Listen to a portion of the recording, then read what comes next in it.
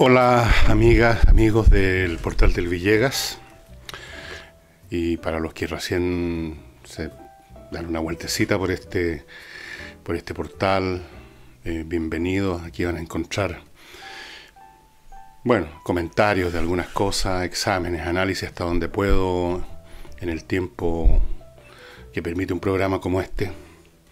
Y vamos a entrar en materia partiendo con, obviamente, con la triste noticia, con el triste hecho que ocurrió ayer en París, con el incendio por lo menos parcial, la destrucción por lo menos parcial de las iglesias de Notre Dame. No la vamos a examinar esta noticia como seguramente va a aparecer hoy día en los diarios, con todos los datos que ustedes puedan tener interés en conocer, que la iglesia empezó a construirse en el siglo XII y terminó de construirse un siglo después. No era raro en la Edad Media eso. Las grandes obras arquitectónicas del periodo de la Edad Media, las iglesias del estilo gótico que se llaman, estas que son puntúas para arriba, aunque no lo es tanto la Notre Dame, se podían tomar no solamente décadas, como sabemos acá en Chile el caso con lo que ocurrió con el templo votivo de Maipú, que se tomó muchísimo tiempo. Podían tomarse siglos, pasaban generaciones antes de terminarse una obra, por muchas razones, por razones técnicas, razones financieras. Los estados de esa época, el estado francés, el reino de Francia era todavía una entidad en formación. Problemas de dinero, de dónde sale el dinero. Por supuesto no era el estado el que financiaba necesariamente esas obras. Era bastante difícil y tomaba mucho tiempo. Esos datos ustedes los van a encontrar en la prensa casi con toda seguridad, así que no voy a examinar eso, salvo agregar que no hay que cantar victoria respecto a que quedó gran parte, lo más importante, de la iglesia en pie, porque recordemos que estos edificios de periodos previos al siglo XIX, cuando se empieza a usar el acero, el armazón estructural en las partes especialmente curvas, donde no se puede hacer una curva con piedra sola, el armazón recubierto de piedra, en algunos casos, en otras veces no, es de madera. Hay un bosque entero de hace 800 años en la iglesia Notre Dame. La piedra en ese sentido es un recubrimiento, es una piel dura, pero la estructura, el esqueleto estructural de esas obras es madera, salvo en las partes verticales donde podía ser pura piedra, cemento, o los elementos que usaban ellos para adherir una piedra con otra. Entonces, recordemos además que el fuego no consiste solamente en las llamaradas, que el fuego, la combustión puede seguir escondida, avanzando, igual que cuando usted prende un incienso, un palito de incienso, en la puntita cuando usted la prende hay una llamarada chiquitita, y luego sigue quemándose como una pavecita. Lo mismo ocurre con los incendios de bosque, que el fuego sigue por debajo, por las raíces, va avanzando. Puede ser que esté ocurriendo eso en algunas partes de la Notre Dame. Luego agreguemos el daño del agua. Es decir, podría ocurrir cualquier cosa. En cualquier caso, la Notre Dame va a estar, si no se viene abajo, va a estar fuera de servicio, digamos, desde todo punto de vista por mucho tiempo. O sea, varios años entre que la reparen estructuralmente, luego que la empiecen a reconstruir, etc. Pero lo que yo quiero ir en realidad a otra cosa. Ustedes seguramente vieron en la televisión la manera como el pueblo francés, los parisinos, yo diría toda Europa, recibió o experimentó este fenómeno. Es decir, estas multitudes que lloraban en las calles de París, o que estaban demudados, o que cantaban, no necesariamente siendo religiosos, muchos de ellos, hay pocos gente religiosa allá en Francia, reflejan cuestiones más de fondo, ¿no? Y entonces uno se hace la siguiente pregunta: ¿por qué hay sociedades como la francesa y otras sociedades, por supuesto, del mundo desarrollado, europeo, que veneran de ese modo las reliquias arquitectónicas, artísticas de su pasado, y hay otras en que son bastante indiferentes, como el caso de las sociedades latinoamericanas y desde luego de Chile? ¿Por qué en Francia se llora y se canta frente a un monumento que está en peligro de desaparecer y se preserva todo el tiempo las reliquias de su propia historia, Y en nuestro país hemos visto en varias oportunidades que con la mayor indiferencia se demuelen edificios que tienen un valor histórico, o los vemos rayados, porque a los jóvenes les importa un cuesco cuántas veces no han rayado un edificio bastante antiguo, que tiene sus buenos 400, 500 años, que es la iglesia de San Francisco. Es nuestra Notre Dame, en cierto sentido, y cuántas veces no la rayan, no la pintarrajean. ¿Qué refleja esto de las diferencias entre las sociedades? No basta con la explicación obvia de decir que lo que pasa es que aquí hay muy poca cultura, porque eso no es otra cosa que ponerle otro nombre al problema. Pero la pregunta entonces sería así, pero ¿por qué no tenemos cultura y qué significaría tener cultura en este caso? Yo creo que esta veneración, y esto podríamos quizás tratar de buscar un paralelo en lo que nosotros mismos experimentamos frente a los restos físicos, a las reliquias físicas de nuestra propia historia familiar, la manera como conservamos objetos que pertenecieron a nuestros padres o abuelos, álbumes familiares viejos. En el caso de Francia, y yo diría de toda Europa, es una historia en primer lugar, es una historia mucho más larga que la nuestra. Estoy pensando no solo en el Chile independiente, sino que la colonia también forma un continuo con la independencia. Es una historia más larga, es una historia más gloriosa, si ustedes quieren. Pero sobre todo es una historia que tiene sentido para toda la población francesa. Es una historia que constituye un territorio común y el resultado de una obra común a lo largo de las generaciones. Los franceses comunes y corrientes, todos, se reconocen frente a esas obras como hijas, creaciones de padres, abuelos, bisabuelos, tatarabuelos y así para atrás hasta llegar al siglo que ustedes quieran, como obras de una comunidad, no cosas ajenas, implantadas desde afuera. Voy a poner un ejemplo de funcionamiento comunitario con funcionamiento no comunitario con un fenómeno político. La Revolución Francesa fue una en la que participó muchos estratos de la sociedad francesa.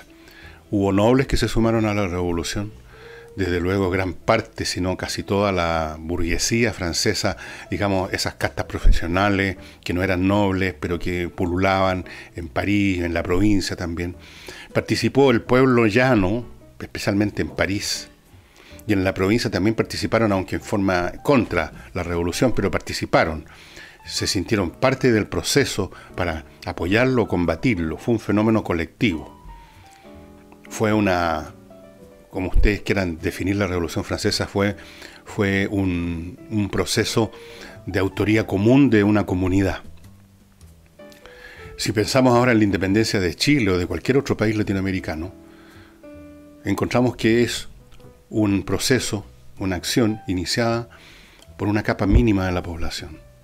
Por una capa mínima, con más educación, afrancesados muchos de ellos, que habían viajado a Europa, y que querían una república independiente, también en algunos casos por intereses, aunque no tanto por eso. No había muchos intereses, distintos a los intereses de ser parte de la corona española. Fue un fenómeno de una capita, de una élite pequeñísima. El pueblo llano, la inmensa mayoría de los que ahora llamamos chilenos, que trabajaban en los campos, que eran gañanes, como se decía, no participaron, los hicieron participar a la fuerza. Un grupo de hacendados eran partidarios de la independencia y reclutaban a los peones de sus fundos, a los labriegos de sus fundos, como soldados. Y los del otro lado, que luchaban contra la independencia, reclutaban a los suyos. En muchos sentidos, estos peones no tenían idea de qué es lo que se estaba discutiendo. No era cosa de ellos. Y en gran parte de la historia latinoamericana y desde luego de Chile es cosa de otros. Es cosa de élite. El pueblo, como ocurre en toda sociedad originada en una conquista y en la explotación, porque eso es lo que fue, de los indígenas primero y luego de las distintas mezclas raciales que se fueron generando abajo en el pueblo llano. Para ese pueblo llano la historia es como en el título de ese libro de Ciro Alegría, ancha y ajena, especialmente ajena. lo hecho por las élites, la construcción de la república, del Estado, los edificios erigidos para celebrarse a sí misma o para modernizar su fundo, las iglesias o los edificios cívicos o las instituciones, en gran parte de la historia de Chile han sido cosa ajena al pueblo chileno, incluso cosa hostil. Entonces, ya tenemos ahí una actitud diferente. Uno ve, si ustedes han ido a París, ustedes van a percatarse que hay, como acá, la misma cantidad o proporción de jovencitos deficitarios que andan tratando de rayar cosas, ¿no es cierto? Los rayados murales que llaman. Pero allá usted no va a observar rayados murales en la Notre Dame, en ningún edificio de ese tipo, porque aún ese chico deficitario siente como una vibración en el ambiente que le hace imposible acometer tal cosa. Aparte que, por supuesto, ya la policía funciona. Entonces, la relación del ciudadano común y corriente europeo frente a los monumentos de su historia, la Notre Dame o cualquier otro edificio de los muchísimos, Europa entera es un museo en cierto sentido, es distinta, es una cosa que me corresponde, que me pertenece, que es mía también, de la cual me siento orgulloso, es parte de mi historia, no una historia simplemente generada por las castas superiores. Obviamente que en Europa han habido largos periodos en que las cosas funcionaban más o menos parecidas a como han funcionado siempre en América Latina. Del periodo del medioevo, los señores feudales, los dueños de las tierras, hacían y deshacían sin consultar a nadie y explotaban lo más que podían a los labriegos que estaban atados a la tierra, los siervos, que tenían una relación feudal y que vivían y comían a medio morir saltando en la medida que eran siervos de ese señor. Y por supuesto lo que hacían esos señores, las guerras políticas, las guerras entre ellos, las intrigas políticas en la corte que se estaba formando poco a poco en lucha contra los señores feudales, todo eso no les competía en absoluto. Pero aún así había un cierto sentido de comunidad, a pesar que venía de mucho más atrás en el pasado. Y entonces tenemos un evento como el de ayer, con el pueblo parisino entero en la calle, demudado, lloroso, conmovido, cantando, rezando, porque el Notre Dame, piensan los franceses, sienten, es nuestro, es nuestra historia, hay un nosotros en la historia francesa. No completo, no quiero aquí hacer una caricatura como que eso siempre fue una comunidad fraterna, no. Pero en una cuestión de grado, si ustedes lo ponen en una escala de grado, la historia francesa y la sociedad francesa presenta una estructura más integral, cultural y comunitaria que Chile o que cualquier otra nación latinoamericana o africana, donde las separaciones de clase, donde las relaciones hostiles entre clases, que también han existido en Francia, por cierto, como lo demostró la Revolución Francesa, pero aún ahí, en medio de la hostilidad, hay un elemento común. Hay una hostilidad entre quienes luchan por una obra común. Acá hay una hostilidad entre mundos ajenos, totalmente ajenos. En algunos países donde la masa indígena es más grande, como por ejemplo en Bolivia, en México incluso, esta distancia es aún mayor. Es como que todavía esos países estuvieran en la época de la colonia con una casta de conquistadores españoles blancos y una masa de indígenas. Entonces, este fenómeno de nuestra relación tan indiferente, a veces tan hostil, tan destructiva, tan vandálica incluso con nuestras reliquias, con nuestra historia, con nuestros edificios, con nuestros monumentos, no nace por casualidad, no se explica simplemente diciendo que pasa que nos falta cultura. Es una cultura de la hostilidad y de lo alienado, de lo ajeno, la que aquí opera en el mundo, digamos, de las clases medias para abajo, en comparación con la manera como ven esto mismo las clases altas, que son las actuales clases altas, muchas partes de ellas, son hijos, nietos, tataranietos de quienes construyeron estos edificios, de los alcaldes o de los presidentes o de los magnates que erigieron esos edificios. Entonces lo sienten como cosa de ellos, como cosa venerable. Eso que ocurre acá, con una capa pequeña en la población, ocurre en Francia con una capa mucho más grande, casi abarcando la totalidad de la población. De ahí, creo yo, todo esto es por supuesto especulativo, la reacción del pueblo parisino ayer cuando estaba envuelta en llamas la Notre Dame. Es una iglesia que he visitado, yo he ido a París 7 veces en distintos momentos, casi todas por razones de trabajo. Y de esas 7 veces, por lo menos un par de veces he ido a la Notre Dame. Yo no soy religioso, como ustedes saben, pero es un edificio que vale la pena conocer. Es un edificio no necesariamente mucho más hermoso que otros grandes iglesias y templos europeos, como los que hay en Alemania, etcétera, en España. Lo que uno siente sobre todo es el peso de la historia. Estamos hablando de una obra de más de 800 años donde ha ocurrido todo. Eso de algún modo se siente.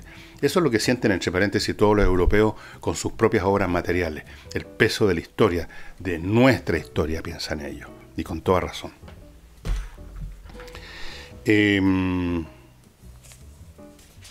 Dicho eso, estimados amigos y amigas,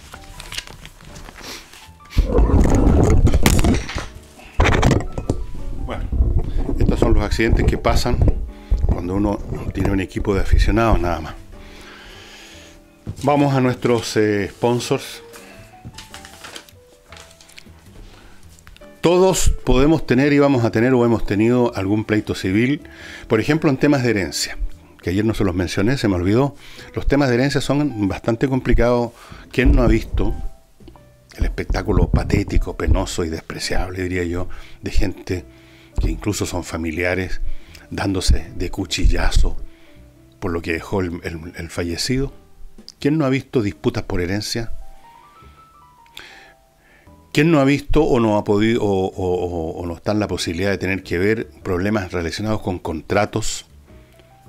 ¿Cuántos no se han separado, divorciado o ahora divorciado y tienen que discutir en un tribunal cuestiones de tuición de los niños, la famosa pensión alimenticia de la señora? Cosas como esas.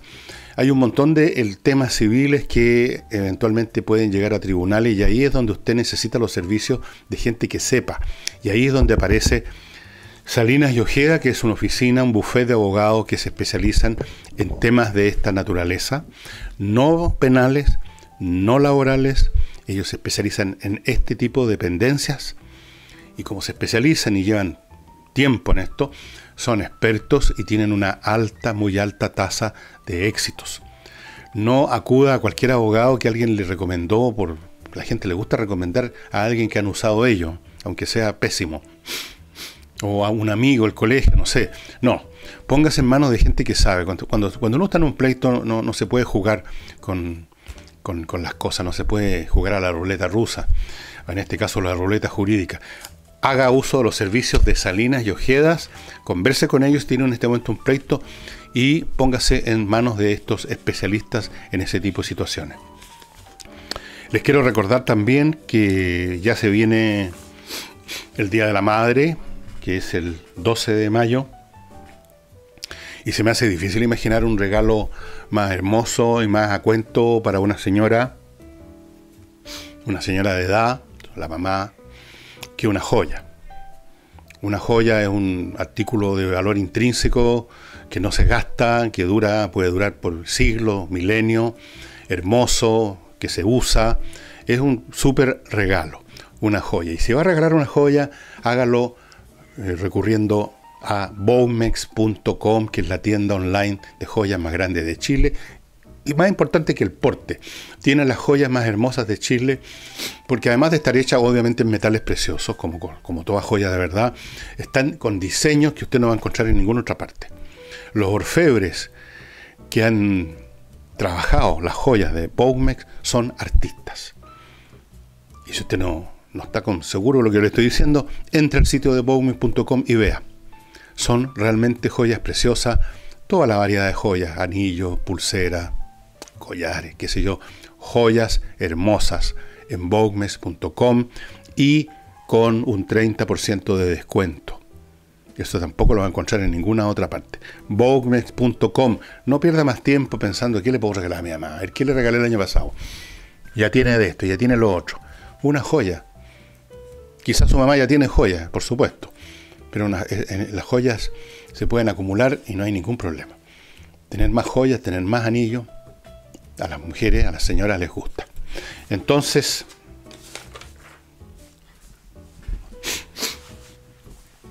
vamos a dejar una cosa para después.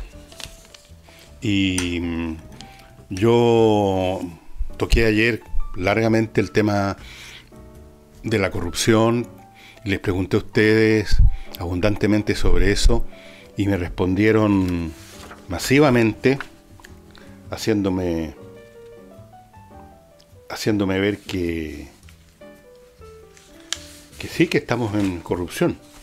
Y algunos de ustedes se molestaron y se los agradezco mucho, me mandaron una larga hilera de temas, de irregularidades que se vieron, que se ventilaron durante el gobierno, por ejemplo, precisamente de don Ricardo Lagos.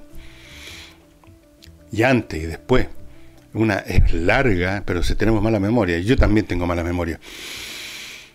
En el caso del gobierno de Lagos se recordó el escandaloso asunto del ferrocarril al sur. Fue escandaloso. De ahí el robo, amén del vandalismo ya en el nivel más rasca. Cuando ya se habían robado todo lo posible, otros llegaron a romper los vidrios, digamos. Fue un escándalo. Y hay otros. Hay un montón que se nos han olvidado de elementos donde aparece deshonestidad y robo a nivel institucional, es decir, lo que definíamos ayer como corrupción, cuando los elementos mismos de la organización, en este caso el Estado, son usados para desviar fondos a los bolsillos. Algunos me señalaban de que aquí la corrupción ha existido siempre, solo que ahora se hace más evidente, se denuncia, se sabe, por las razones de los medios de comunicación de ahora que están encima, porque la gente denuncia por las redes sociales, por todas esas cosas, o porque hay otro clima que lleva a la gente en su irritación a denunciar lo que antes se callaban. Bueno, yo creo que siempre han existido personas corruptas, pero una cosa es una persona corrupta o deshonesta y otra cosa es una institución corrupta. Son cosas distintas. Yo creo que ahora hemos llegado de frentón al plano institucional. Antes teníamos gente aprovechándose ahí de la medida de lo posible. Siempre ha existido, en todas partes han existido siempre los sinvergüenzas. El tema es cuando la sinvergüenzura se convierte en sistémica, forma parte como un cáncer que se apodera de un organismo. Eso es lo que creo que es más o menos relativamente reciente. Y es cierto, como dicen algunos de ustedes, que esto ya existe de hace rato y no se sabía, porque acá en Chile tenemos en todo orden de cosas una virtud que se llama hipocresía. Somos muy buenos para ocultar las cosas y ponerles cuello y corbata y mirar para otro lado. En parte por tratar de proyectar una imagen ante el mundo, en parte porque somos enfermos de cobardes, esa es la palabra que corresponde. Tercero, porque están todos metidos en el asunto, muchos. Bueno, hay que ver cómo se llevaron a cabo los casos y los procesos judiciales cuando finalmente algunos de estos episodios de deshonestidad llegaron a nivel de la justicia. Algunos. Quiero ahora, a propósito de una cosa que estuve viendo ayer, ustedes saben que el sistema de admisión escolar que existe en este momento y que creo que el gobierno quiere reformar, el sistema escolar que está vigente, es admisión, no es selección. Entonces, de frentón, este sistema rechaza el tomar en cuenta el rendimiento académico. Esto no es un chiste de una historia digna de Ripley.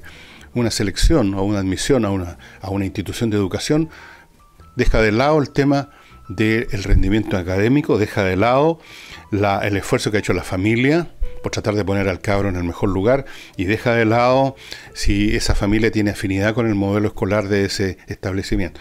Todo eso queda de lado porque eso no es muy democrático, no es muy igualitario, no es muy equitativo, no es más... Entonces impera, no sé, pues la orden de llegada, ponerse en la lista o la tómbola.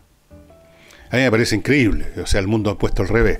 A propósito de eso, quiero leerle un mail. Un mail que me llegó de un estudiante de cuarto año de una determinada carrera que no voy a dar en la Universidad Católica de Valparaíso y cuenta lo siguiente: con mi carrera al día he logrado que se me ofrezca una tesis pagada mediante un proyecto Fondesit por mi propio esfuerzo sin llorar, sin pedir cupos interseccionales, sin decir que las notas son un sistema opresivo, etc. Por lo cual puedo decir que se malgasta dinero en varios alumnos que no son capaces de cumplir con lo mínimo, con lo que corresponde a un estudiante.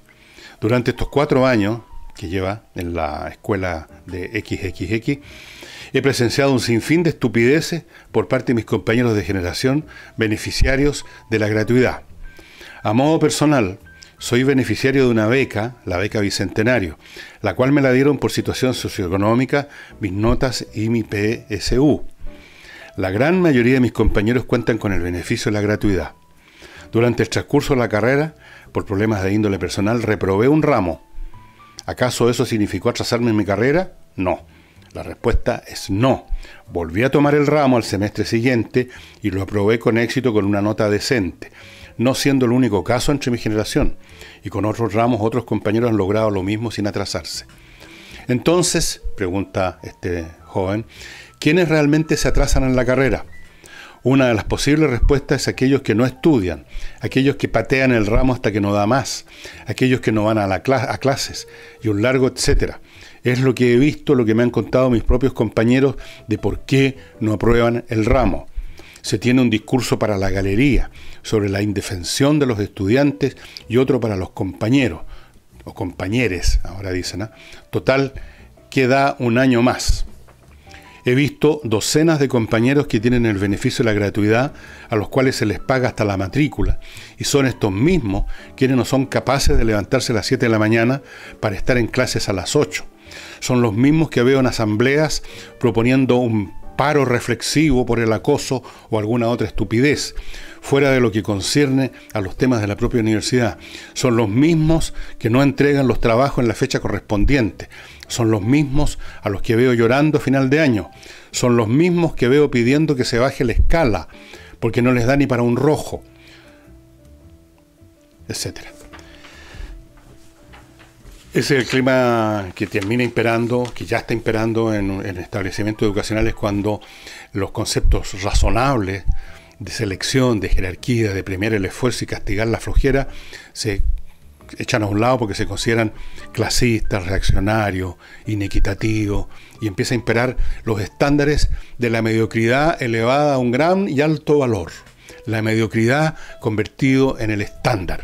La chantería incluso, más que la mediocridad. Así que nada de selecciones, nada de notas, nada de pruebas, nada de que uno tiene que terminar la carrera más o menos dentro del plazo. No, señor, todo eso son tonterías pequeño burguesas, son cosas reaccionarias, son cosas inequitativas. Ahora los cabros tienen que entrar gratis y si quieren tomarse 15 años dándose vuelta dentro de la universidad, 15 años que les estamos pagando, no hay problema. Que sigan marchando, que sigan enarbolando el puño, eso está bien, eso enriquece, es la diversidad.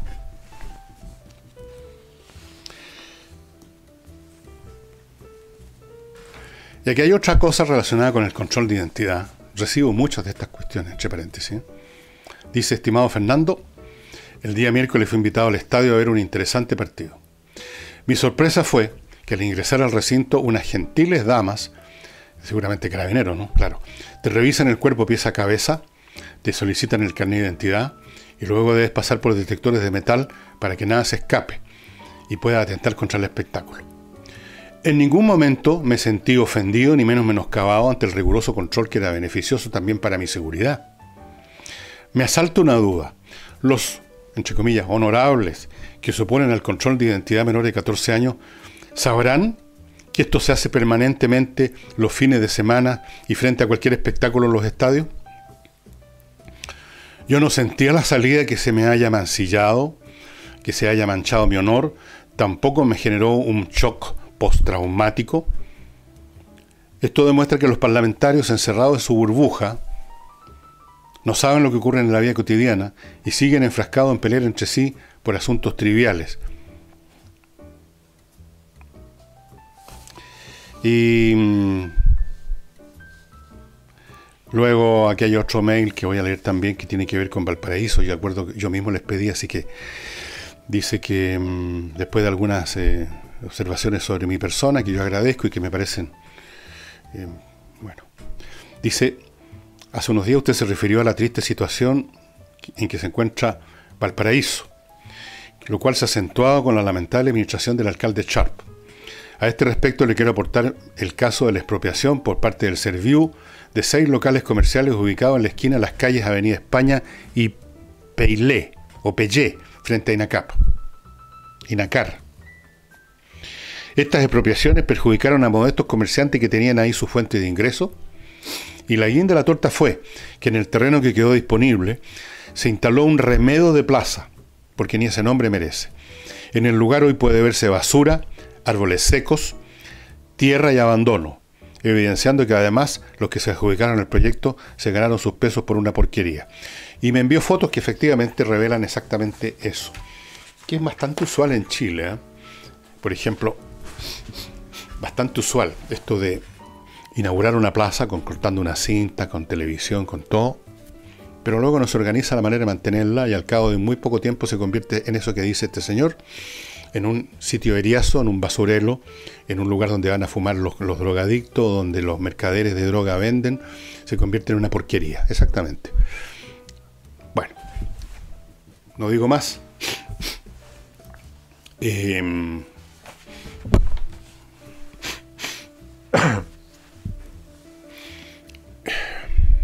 Controller, estimados amigos. Si usted tiene una empresa, usted es el ejecutivo, el dueño de una empresa de cualquier tamaño, grande, muy grande, mediana, pequeña, o es un emprendedor,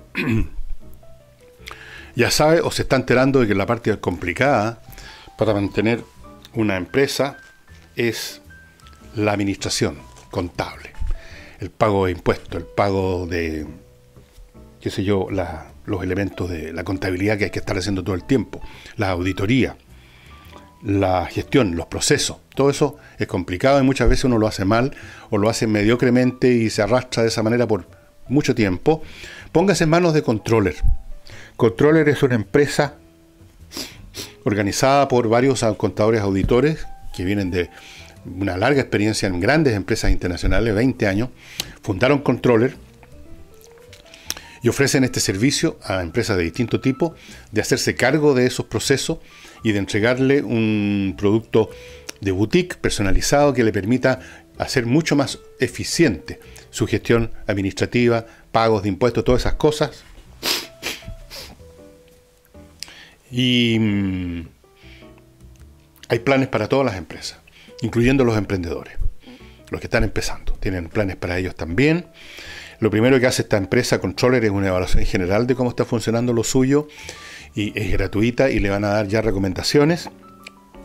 Y todo lo que usted tiene que hacer ahora para contar con estos servicios es entrar a Controller SPA, ustedes están viendo acá los datos, .cl, hay otros elementos de contacto para contar con este servicio.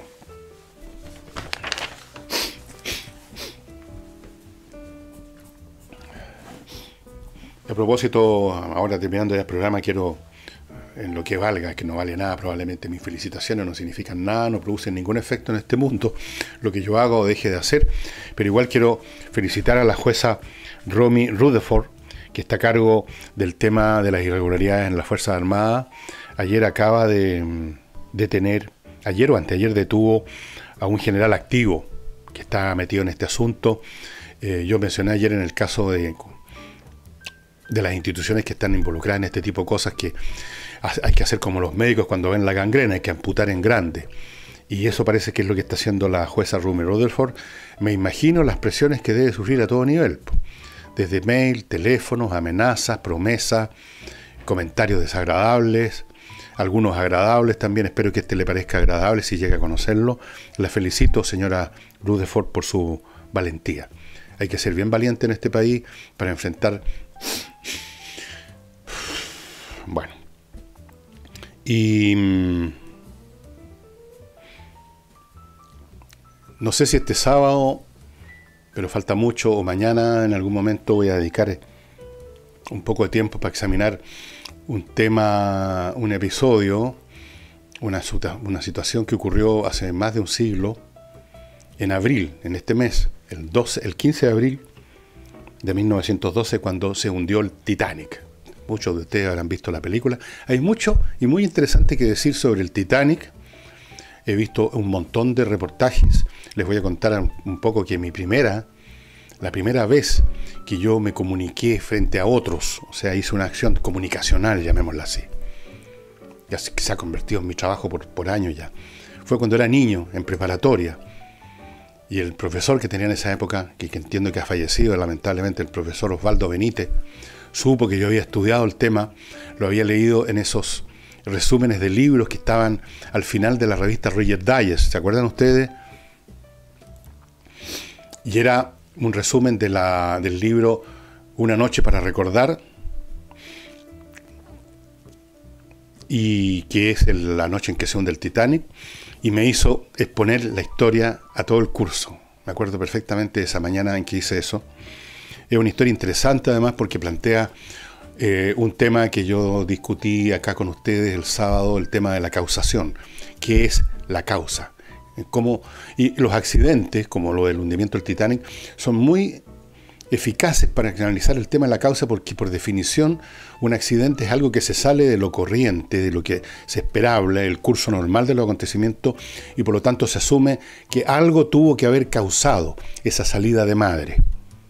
Entonces, en el tema del Titanic, de por qué ocurrió lo que ocurrió, que respecto a lo cual han habido un montón de teorías, de estudios, todavía hasta el día de hoy se siguen haciendo estudios. Hay organizaciones, fundaciones dedicadas a mantener vivo el recuerdo del Titanic, que hay museos con restos sacados del barco que se encontró el año 86, me parece. En fin, es un tema re interesante porque tiene muchos ángulos y se me ocurre que tal vez podría hacerlo. Si a ustedes les parece, contéstenme, cuéntenme por mail si les parece interesante, porque se asocian varias cosas con el Titanic. No es solamente un accidente de tránsito, digamos así, que es lo que fue, sino que hay mucho más. Y con eso, estimados amigos, me parece que no tengo mucho más que por hoy día. Y vamos a ver qué pasa, qué encuentran los ingenieros que van a empezar a mirar la Notre Dame, ya empezando. Lo primero que se va a hacer es eso, buscar ir a la parte estructural del edificio para ver si se puede seguir manteniendo en pie. Y luego viene el largo proceso de juntar la plata. Ayer un magnate francés dio 100 millones de euros para la causa, y eso son como más de 100 millones de dólares. ¿Qué pasaría si se quemara en Chile la iglesia de San Francisco? ¿Habría algún magnate que diera, no digamos 100 millones de dólares, sino que 10 millones de dólares? No creo. Bien, será hasta mañana. Muchas gracias.